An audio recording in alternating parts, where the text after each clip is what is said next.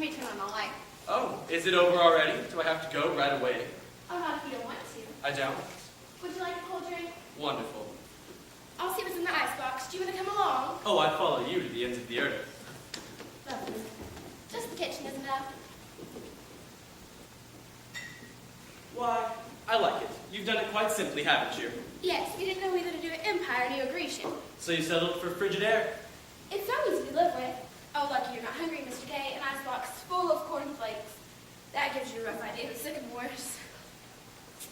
Of course, why they make these bottle openers for cigar midgets. I never did. Great, all over my coat. I'll take mine in a bottle if you don't mind. There you are, Miss Sycamore, a foaming beaker. Anyhow, it's cold. Now, if you will please be seated, I'd like to offer a toast. We are seated. Miss Sycamore, to you. Thank you, Mr. Kirby. To you. Oh, darling, you know something. What? I wouldn't trade one moment of this evening for all the rice in China. Really? Cross my heart. Is there much rice in China? Terrific. Didn't you read The Good Earth? Well, I suppose I have to go. Is it very late? Very. I don't want to go. Well, I don't want you to. Then I won't. When do you get your vacation? Oh, last 2 weeks in August. I might take mine then, too. Oh, really? And what are you going to do? Well, I hadn't thought much about it. Going away, do you think? Oh, no, I might not. I like the city in summertime. I do, too. But you always go up to Maine, don't you? Yes, but I'm sure I would like the city in the summertime if, oh, you know what I'm saying. I would love it if you were here. Well, I'd love it if you were here, Tony. You know what you're saying, don't you? What? That you would rather spend the summer with me than anyone else. Was I? And if that is true of the summer, then how about the winter?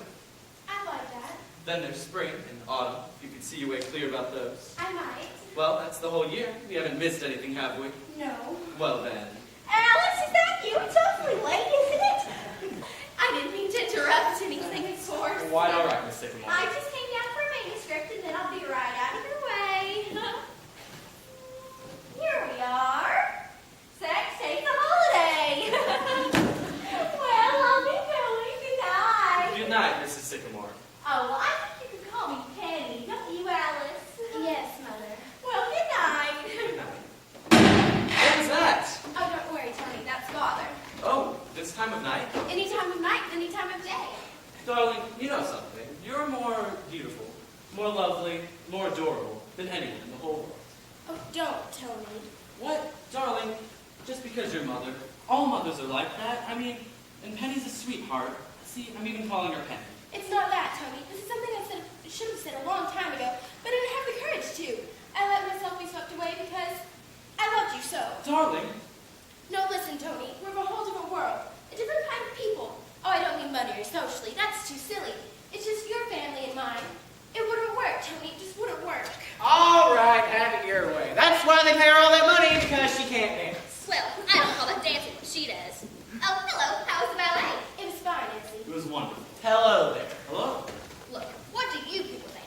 Ed and I just saw Fred Astaire and Ginger Rogers. Do you think she could dance, Mr. Kirby? Why, yes, I've always thought so. What does she do, anyhow? Now look, you're Fred Astaire and I'm Ginger Rogers. Ezzy, please. Oh, I won't let you use it for a minute. Now look, Mr. Kirby. Ezzy, you're just as good as Ginger Rogers. We all agree. You see, Ed? Yeah, see, I think we're butting in. Oh, they've been together all evening. Good night, Mr. Kirby. Good night, Alice. Good night, Mrs. Carmichael. Say, did you ask Grandpa about us having a baby? Oh, yes, you can go right ahead. You see, Tony, that's what it would be like. Darling, I didn't mind that. Besides, it's not like it would be living with your family. It's just the two of us. No, Tony, it's not. Some people could break away, but I can't. I know they're strange and they do rather weird things sometimes, but they're fun. They're gay and I don't know, they have a sort of nobility about them. Darling, I mean, every family's got their strange traits. My father raises orchids at $10,000 a bulb. Is that sensible? And my mother believes in spiritualism, which is just as ridiculous as your mother writing plays, isn't it? No, Tony, it goes deeper. Your mother believes in spiritualism because it's fashionable, and your father raises orchids because he can afford to. My mother writes plays because 8 years ago a typewriter was delivered here by mistake. Darling, what of it? And look at Grandpa. 35 years ago, he just quit business. He started up to his office and then came right back down again. He could have been a rich man, but he said it took too much time. So for 35 years, he's just gone to circuses, collected snakes, and has done nothing. It never occurs to any of them. Oh, there, children. Hi, Grandpa. Good evening, Mr. Vanderhoff. How's the weather outside? Looks like a nice summer evening. Oh, it's lovely, Grandpa. Well, I'm off. Goodbye, Mr. Kirby. I've got a date with the policeman on the corner. Policeman? Yes, it's a standing date, 12:30 every night. Known him since he was a little boy. It's funny, though. He's really a doctor. But after he graduated school, he came to me and he says this. He says, I never really wanted to be a doctor. I always wanted to be a policeman. So I says back to him, if you want to be a policeman, you go be a policeman. And he did. Hey, how you like my new hat? It's very nice, Mr. Vanderhoff. Yeah, I like it. The government gave it to me. Oh, excuse me, I didn't know you folks were in here. Oh, it's fine, Donna. We have a kind of fancy some candy, and here it is. You all don't want it, do you? No, Donna. Thanks. Did you have a nice evening? Yes, Donna. Nice dinner? Yes, Donna. Was the ballet nice? Yes, Donna. That's nice. Could you explain Donna to your father? Could you explain Grandpa? You couldn't, Tony. You couldn't. Darling, there's only one thing you said that makes sense, that matters to me at all, and it's that you love me. But Tony, I know so well. But don't you think other people have had this same problem? I mean, everyone's got a family. But not like mine. That doesn't stop people who love each other. Darling, won't you trust me and go on loving me and just forget everything else? How can I? Because nothing can keep us apart. You know that, and you must. And they want you to be happy, don't they? They must. Of course they want me to be happy, Tony, but I don't want them to change. They wouldn't have to change. They're charming, lovable people, just as they are. Everything will be fine. You're worrying about something that may never even come up. Oh, Tony, am I? And all that matters right now is that we love each other. That's so, isn't it? Yes. Well then, Oh, Tony! now, I'd like to see a little gaiety around here. Young gentlemen calling and getting engaged and everything. Oh, Tony, what do I say? Well, first, you thank the young gentleman for getting engaged to you. Thank you, Mr. Kirby, for getting engaged to me. And then you tell him what it was that first took your girlish heart. The back of your head. Huh? Yeah, it wasn't your money and it wasn't your charm. It's the back of your head. I just liked it. And what happened when I turned around? I got used to it after a while. Oh, darling, think of it. We're quite lucky, aren't we? I know I'm lucky. I'm the luckiest girl in the world. I'm not exactly unlucky myself. Oh, well, look at the time. I suppose I ought to be going. Good night, darling. Until tomorrow. Good night. Good thing we work in the same office. Otherwise, I'd be hanging around here all day. Oh, Tony, won't it be funny in the office tomorrow acting as though nothing has happened? Thank God I'm vice president. I can just dictate to you all day.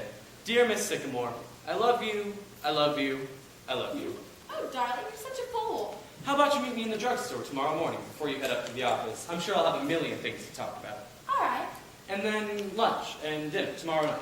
Oh, Tony, what will people think? Why, it's got to come out sometime. In fact, if you know a good housetop, I'd like to do a little shouting. Yes, sir, Mr. DePay. Yes, sir. We did a pretty good night's work. That's what. 500 black peppers, 300 willow trees, and 8 dozen junior kitty mamas. Pretty good. Well, hello, Alex. You just come home? Oh, no, Father, I've been home quite a while. Alice, I'd like you to take a look at this new red fire. Mr. DePena, we go turn out the lights. I want Alice at full effect. What, Father? I said, take a look at this new red fire. It's beautiful. Isn't it beautiful? Oh, yes, Father. Everything's beautiful. It's the most beautiful red fire in the